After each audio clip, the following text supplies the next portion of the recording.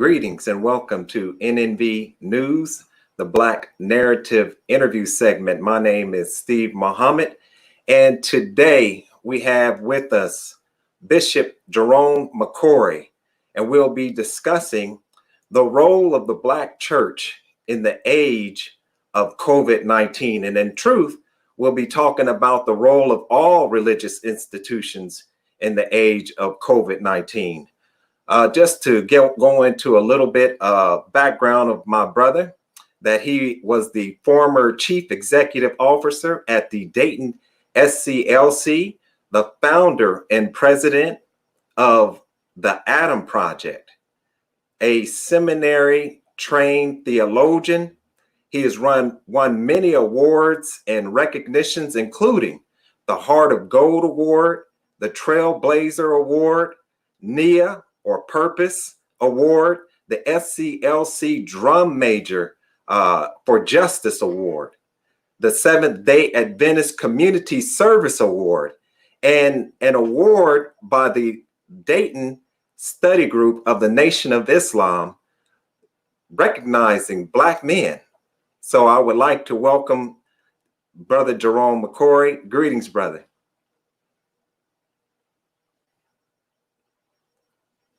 Uh-oh. His audio is a little off, so we might have to see if that's an audio issue. Okay. There you go. There you go. All right, my brother. Greetings. I can hear you good now. His audio just went out again. Oh, okay. Let's try that. Okay. Yes, sir. I can hear you now. Okay, my brother. Thank you. Okay. Sorry about that. No problem. No problem. Also, I just wanted to say that you are now the president of the International Congress on Faith and Justice. Tell us a little bit about yourself and the International Congress on Faith and Justice. Absolutely. I actually founded the International Congress on Faith and Justice coming out of Rise Up October. A young brother by the name of Dr. Cornell West and myself, along with several other individuals, got together and we took family members representing 100 different families who had lost a loved one at the hands of police to New York City, where we did a weekend series of activities and work around police brutality, to not just to accentuate what the problem was, but to protest the fact that it was absolutely happening. We shut down Rikers Island for a day. We had a name their name ceremony that included the daughters of Harry Belafonte. It involved Quentin Tarantino and a host of other celebrities who worked with us that throughout the course of that weekend. Out of that experience, we had done a 3-year tour, Dr. West and I, of mothers who had lost their loved ones at the hands of police. And Dr. West said to me, there has to be ongoing work. We cannot do a tour for 2 or 3 years, and at the end of that tour, try to figure out what needs to be done next. We need to be working on that. But the International Congress on Faith and Justice was actually founded as the National Congress on Faith and Justice, and we became international when several organizations in Africa, specifically Nairobi, Kenya, reached out to us, and one organization over in Ethiopia reached out to us and said, we've got some of the same issues over here. We need help. And we began to work with the organizations over there. They wanted to be a part of the Congress. And in order to make that happen, we had to become then the International Congress on Faith and Justice. So I still believe unto this day that it's the Creator who chose us for the work. It's not necessarily the work we chose for ourselves. I think if I had chosen for myself, I'd probably be a nice little funeral director somewhere. That was kind of what I had wanted to be until I really received this higher calling. And I'm appreciative of the fact that I get the opportunity to work with some wonderful people across the country. And so we're a group, we're a Black clergy-led organization. We're made up not only of clergy, however, we have criminal justice professionals. We have one judge. We have a young sister who was just elected prosecutor in DeKalb County. who works very closely with us and who was a part of our board. And we also have a number of educators, especially from HBCUs. We do a lot of work with our HBCUs, and we're dedicated to ending mass incarceration while certainly making sure that we're addressing criminal justice reform and its need, as well as human rights violations around the world. And so we're excited about the work that we do, certainly with the Congress. And so tell us a little bit, because I know you've also worked with Michelle Alexander Yes. and her book, of course, The New Jim Crow. Yes. Tell us a little bit about mass incarceration in the age of COVID-19. We're hearing a lot of, reports about, the close confined areas, and, just tell us a little bit and update us on what's going on in the prison system. You know what? I'd be more than happy to. First of all, when you look at COVID-19, you look at this pandemic, you look at the changes that it's caused, you've got to understand and you have to feel for our brothers and sisters who are locked behind bars. We refer to it as the new Jim and Jane Crow because, the Black woman is the fastest growing incarcerated group of any group now in the United States. And so we're growing by leaps and bounds with those numbers. But here's the thing that happened. As we began finally to come to grips with what this pandemic was about, once, we kind of overlooked those folks that sit in Washington who seem never to have a clue about what's going on, we realized the devastation of this problem. And so we began to work very diligently with organizations and groups like Black Lives Matter, as well as a number of other groups who concentrate on the energies and the efforts, and certainly those areas that we talked about where we work. And we began to demand that y'all got to let some low-level offenders out of jail, and especially those who are accused of drugs. These are low-level offenses. These are nonviolent offenses. And all of a sudden, what we noticed is they began to send people home from prison. Now, here's my issue with that. If you can do it under the parameters that this pandemic is causing, you could have done it in the first place. Right. We never had to go to a place of mass incarceration. So now that we know what can be done, and now that we know crime has not increased because you let these low-level offenders out, we're going to fight and make sure that we have the proper alternatives, that the system puts in place those necessary alternatives to incarceration. Incarceration has not done anybody any good except those who own shares of stock in private prisons and those who are still looking to keep a job inside the prison. Aside from that, prisons have not done anyone any good. And so based upon what we're seeing through this pandemic, we now know what it means to have some alternatives to mass incarceration. And Brother Bishop, that a lot has been revealed about the hypocrisy of the whole prison industrial complex with the opioid epidemic and now the COVID-19 pandemic. Under the opioid epidemic, they were locking us up. We used to see when I was growing up, especially in the crack era, where they would bust in the doors and just, put their knee on the neck of That's those right. who obviously needed some type of help. But we see this in the opioid epidemic where they're getting help. And then, as you just stated, in the age of COVID-19, we're seeing them, sending them home and that they don't need to be behind these iron bars. That is absolutely correct. And even in the way that they're arresting people has gotten totally different. You can shoot and kill 9 worshipers inside of a Black church. You can leave the state in an effort to get away, get arrested with no violence whatsoever, and taken to a Burger King on your way back because you say you're hungry. That is not something that happens in our community. And so when I look at what's going on the streets, when I look at COVID-19, along with the action that is finally taking place on the streets of America, I defy anyone to say that our young people are wrong.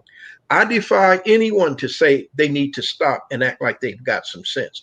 for the first time in a long time, we're acting like we have some sense, Brother Steve. We're That's not taking no for an answer. And I think that what has happened, especially in the faith community, we've become, I often say, we become so heavenly minded, we've lost our earthly good. We forget that this is a fight. And when there is a fight that's taking place, you're trying to fight with kids' gloves, and these people have policies that are literally with the knee on our neck, taking our lives.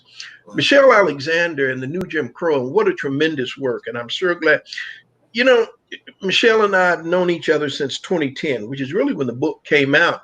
And the first time I brought her into Dayton, in fact, I brought her into Dayton, Ohio to speak at Sinclair College. People didn't know who she was. Her book hadn't hit that bestseller list yet. And it was amazing how a year later, there were people who would stop me on the street and say, man, I wish I had come when y'all had that woman down there. But we have maintained that ongoing relationship. I think it's important that people who have these kinds of common interests continually work together. She's a very dynamic leader. She's an outstanding, I call her the warrior queen. She is an outstanding individual. She works with people who are willing to work with her. But it was also Michelle Alexander who taught me. She said, you know, the best case scenario for dealing with reentry and ending mass incarceration lies within the hands of those who were once incarcerated. right. And I never really thought about it like that before, but she truly educated me as to what it would take to address and eventually to alleviate mass incarceration. So now we're seeing reentry programs. We're seeing efforts to end mass incarceration that are being led by those who understand what incarceration looks like. Absolutely. And you make up, that's a very good point. One of the things too, if we could talk just a little bit about this prison industrial complex, and once again, exposing some of the hypocrisy that we see going on, is that, as you were saying, that, you know, a lot of us are locked behind bars for these low-level offenses, most of them drug offenses, while those who are in Oklahoma and in these states where marijuana is so-called legalized, at least to sell, and they're becoming millionaires. Can you talk a little bit about this hypocrisy and the prison industrial complex and that light? There's much hypocrisy. There is absolutely no doubt about it. You know, coming out of the Jim Crow era, you know, those who made it through the slave era, who are gone on now, understood what it meant to be incarcerated at various levels. The prison industrial complex is nothing more than an outgrowth of the slave narrative of the new Jim Crow, thus the name of Michelle's great book that has been very successful. But, you know, I was talking to a group of kids and we were having a good time. And I believe that learning should be interesting to kids. And I asked one little white boy in the room if they had drug houses in his community. And he said, no, we don't have any of that. I said, what does your mom do when she gets a headache? And bless his heart, you know, my little blue-eyed brother said, well, she usually goes next door. He knew what a Valium was. He said, and she'll get a Valium and maybe something to drink. So in that community, the drug house is my neighbor's house. In the Black community, we give them names like crack houses. We villainize them. We don't look at the fact that people are living in poverty. We don't look at the fact that people are hustling and doing things that they are doing to live and to try to feed their own children. And that is not an endorsement. It is not to say it's right, but it is to say that we have to be very honest about the hypocrisy that exists from one community versus another. That spills over, Brother Stephen, to every aspect of the community. Fast forward to policing. We used to say years ago, in one community, the police get paid to protect the man. But in another community, he gets paid to protect the land that same man owns. So when you start talking about burning down our own, the truth of the matter is most of us haven't had our own. We have always had to rent from somewhere else, from someone else. We have always, and so that was kind of the narrative.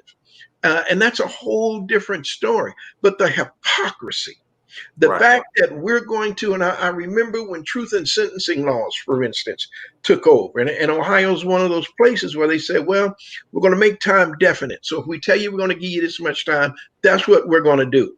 But what happened was, and people began to wonder, well, what happens to the probation officer? The truth is nothing.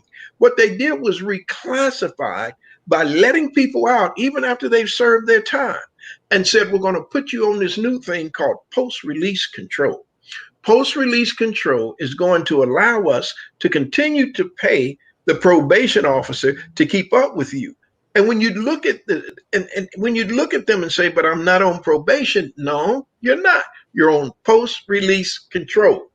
When you look at where prisons are built, prisons are built on the outskirts, rarely if ever in the city, such as the women's prison in Dayton. They are purposely built as far away as we can build them. Why? Because there was a time when we were literally paying farmers to not grow food because it was felt Americans had too much food. The government began to pay subsidies to these farmers. As people began to understand what was happening, they said, oh no, you just can't give taxpayer money away. They said, what we will then do is we will build these new prisons on this farmland that we never buy. We just lease it from the owner. Thus, we can put the farmer's daughter, we can put the farmer's grandkids, we can put these people to work in those same prisons for a lifetime.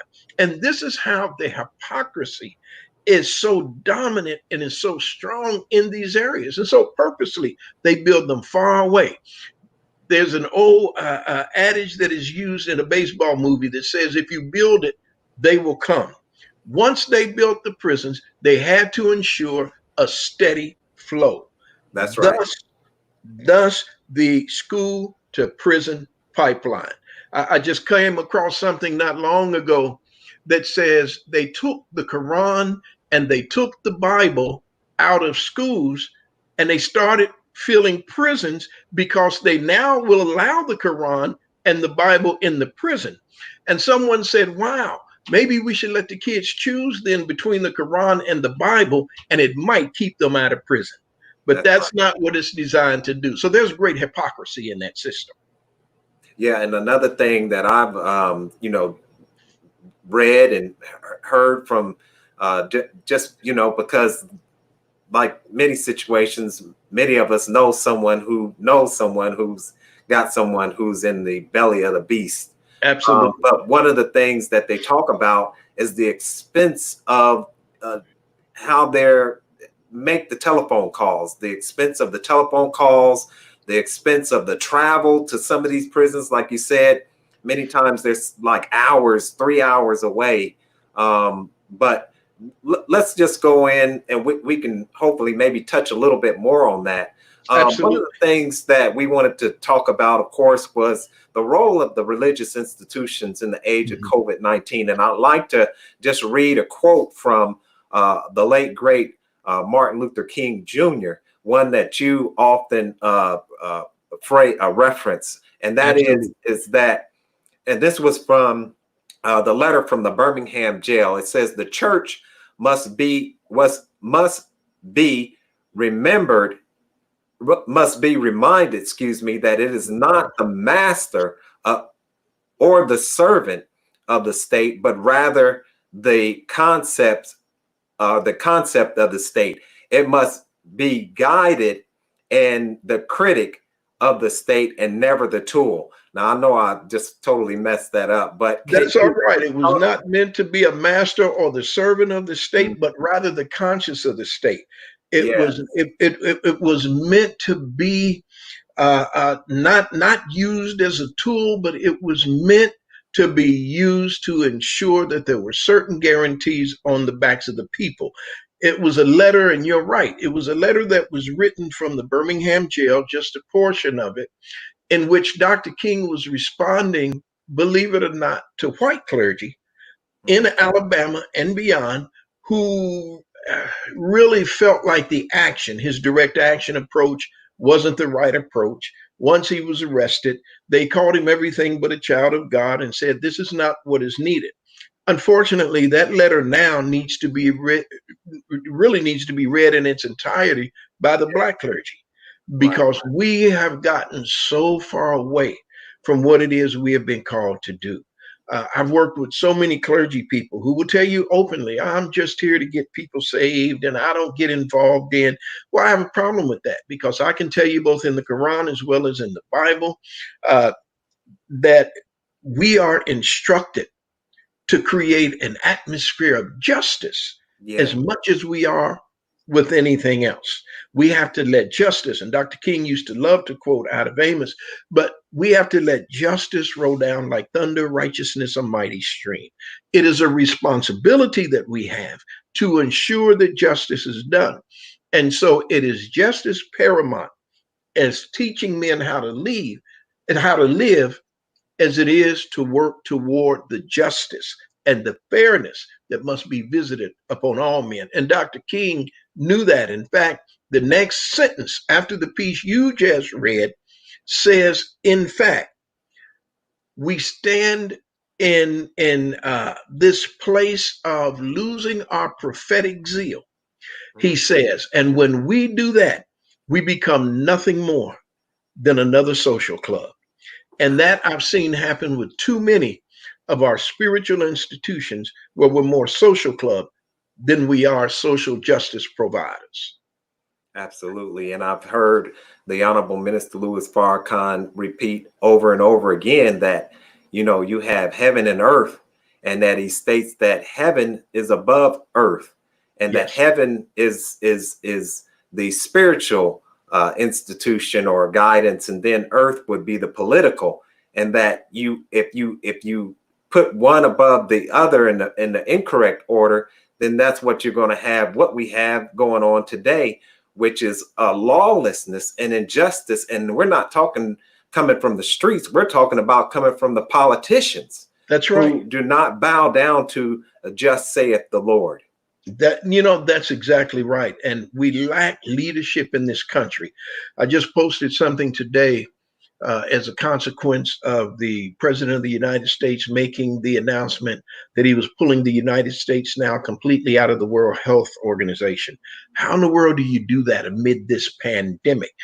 And what I said in that post was, America is at war with herself. And Mhm. our biggest enemy are those who sit and who make the laws that they enact on others. We have to be very intentional about making sure that some changes are made. And it's going to take we, the people, to make those changes. You know, you talk about what's going on the streets of cities across the United States today. And again, I'll quote Dr. King, who said that rioting is the voice or the language of the unheard. When people are unheard, they will resort to hear whatever it is that to do whatever they need to do in order to be heard. And so I often think now, had these things not happened, where would we be? All of a sudden, people are talking about policy changes. We're talking about lives that are being changed forever. You have white folk, brown folk, as well as black folk that are in the street declaring that Black Lives Matter. Would never have happened, unfortunately, if we had not viewed with our own eyes via camera a knee on the neck of our brother George, who didn't deserve it. It shouldn't have Right. happened, but it took others to literally see what happened to George Floyd before they would engage in what I think is a movement that will create the kind of change that we need to see. Absolutely. And I talked probably a couple of weeks ago to the father of John Crawford Yes, Sr.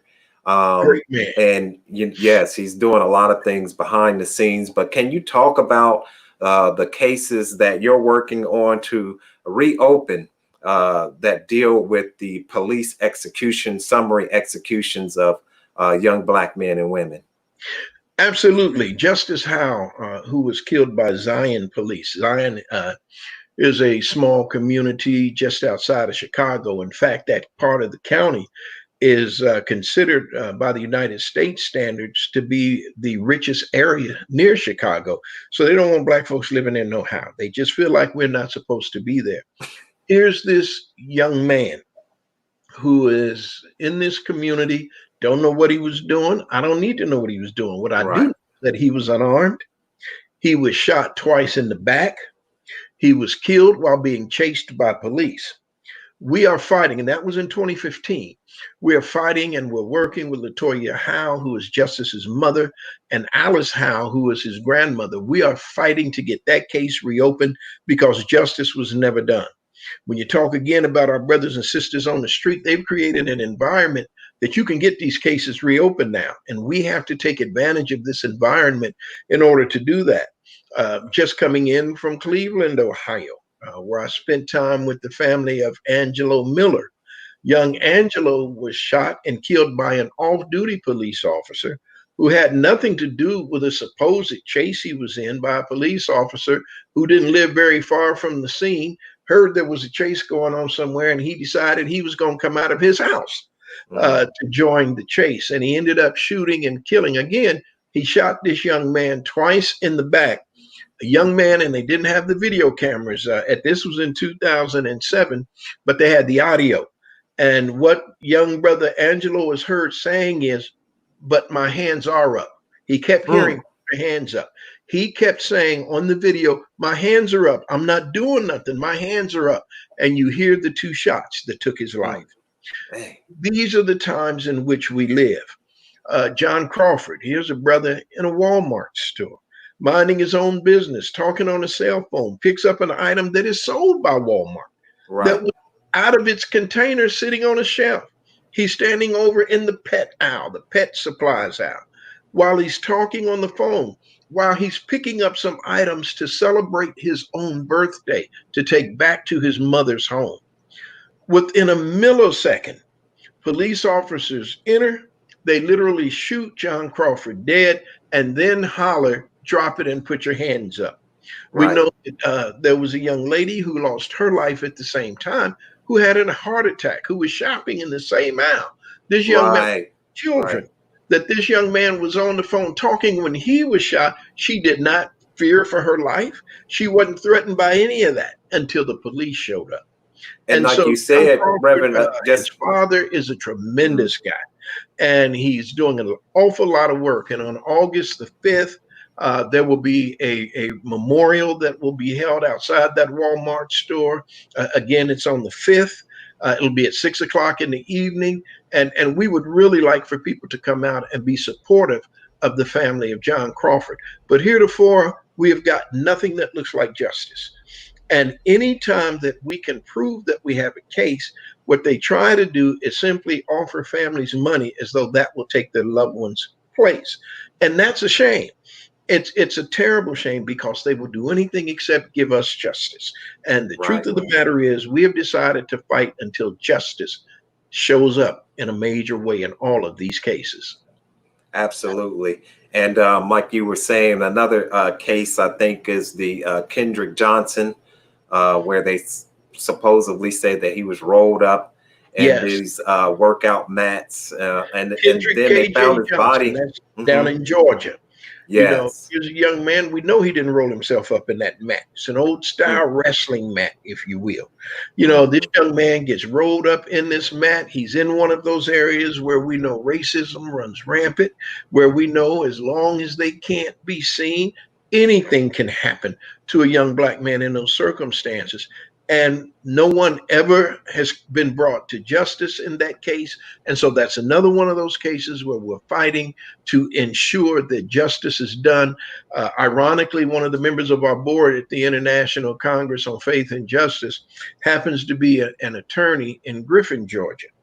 And to show you how things are changing, he's a judge, I'm sorry. The judge reached out to me and he said, "Hey, I got something I want to show you." And what he showed me, Brother Steve, was a cartoon that the local high school football coach was circulating of a black teenager dressed in a Klan outfit receiving a congratulatory note from the Klan saying, thanks, you've done more killing of each other than we have in the entire time of our existence. Mm. This same football coach also circulated, put on his Facebook page, a note that said, well, we keep losing games. I think we're going to have to inherit some of those black guys with gold teeth and their pants sagging so we can win a few more games. When the judge in Griffin, Georgia reached out, he and I worked that matter together. We got that coach's job taken away. But just as importantly, what we're trying to do with police as well as with educators is to put together, Bruh Steve, a national list of who these people are so they can't go from one district or one city to another and be hired doing the I same job. agree. I And agree. that's The what's been happening. ADL, right? The ADL, they have their so-called list. Yes, And Black people, we need to make sure that we have a list too. We definitely need a list so that we can point out and make sure individuals like this never get into a position absolutely. where they're over our young people. We just had that happen in the case of the police officer who killed Tamir Rice in Cleveland. And what happened was he ended up leaving the Cleveland Police Department. They knew he couldn't handle the job. They were going to fire him anyway. But he immediately was taking a job in a smaller city up in the hills in northeast Ohio. We made enough noise and wreaked enough havoc so that the chief of police there said he had to rescind his decision to hire him because he didn't want all of that kind of outrage going on in his community. We can do some things. I still believe in the power of the people. Absolutely. And so as we begin to close this on out, is there anything that you would like to say before closing? If you want to say a little bit about the passing of Representative John Lewis or anything like that, just go right ahead. Thank you. Absolutely. John Lewis was a giant of a man. John Lewis coming out of SNCC, the Student Nonviolent Coordinating Committee, John Lewis with the work he did with Dr. King. I shared with someone, Dr. King and others who laid a foundation before those of us who do this work now were giants in their own time. We'd already lost Joseph Lowry, former president of SCLC after Dr. King. We'd already lost C.T. Vivian, one of the co-founders of SCLC. We'd already lost Wyatt T. Walker and a host of others. This has been a close of an era because Congressman John Lewis was the last living speaker from the 1963 March on Washington. It is the closing of an era. But I also contend in the memory of John Lewis, it must be the ushering in of another. And so we must allow the memories of these great men to continue to inspire us along the way. And I'm going to sing their praises every opportunity I get as I make sure that we have young people coming up behind me and generations to come who never forget that we can get it done and that there's greatness that has existed among us. Yes, sir. Thank you, my brother. And I really appreciate you coming on and sharing with us and opening our eyes to the prison industrial complex and really the role of the faith-based community. As you have always not only just been on the front line, but you have also worked across the board, with Muslims and Christians and Yes, Hebrews. sir. And I really appreciate your spiritual leadership in that role.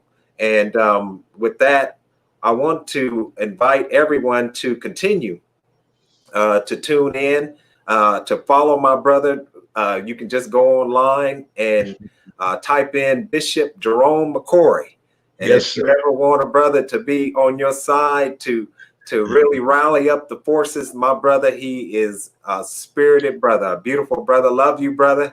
And we look Love you, forward Brother to talking Steve. to you here in the near future. Thank you, Brother Steve. Much love and respect. And we want to thank all of you for tuning in to NNV News. Follow us online. Just type into your browser, National Network View. And you can follow us on Twitter, follow us on YouTube, follow us on Facebook. Also type in Black Narrative. You can follow us on all of those platforms as well. And so may God continue to bless you with the light of truth and understanding and safety and the spirit of revolution as we are looking to go out of one world and go into a new world of freedom, justice, and equality. God bless you and your family. Assalamu alaikum.